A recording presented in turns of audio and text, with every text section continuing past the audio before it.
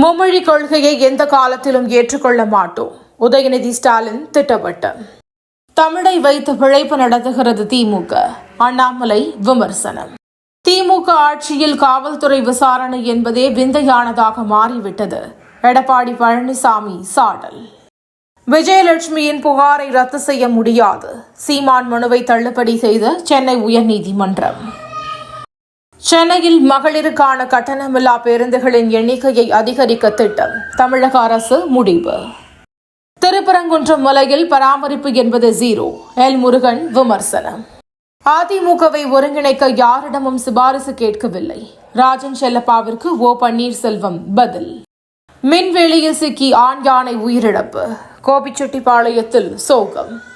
தகுதி தேர்வில் தேர்ச்சி பெற்ற ஆசிரியர்களுக்கு உடனடியாக பணி நியமன ஆணைகளை வழங்க வேண்டும். டிடிவி தினகரன் வலியுறுத்தல். ஈஷா யோகா மைய சிவராத்திரி விழா பிப்ரவரி 25 அமித்ஷா கோவை வருகை. உடல் உறுப்பு தானம் செய்தால் அரசு மரியாதை செலுத்தப்படும். புதுச்சேரி அரசு உத்தரவு.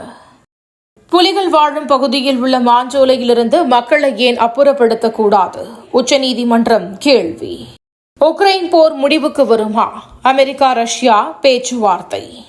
ரஷ்யா மிகப்பெரிய சக்தி வாய்ந்த போர் இயந்திரங்களை வைத்துள்ளது. டொனால்ட் ட்ரம்ப் பேச்சு. அமெரிக்காவில் புயல் மழை வெள்ளத்தில் 9 பேர் பலி. 39,000 வீடுகளில் மின் துண்டிப்பு. தினந்தோறும் காலை தலைப்புச் செய்திகளை உடனுக்குடன் தெரிந்து கொள்ள வணக்கம் இந்தியா நியூஸுடன் இணைந்திருங்கள்.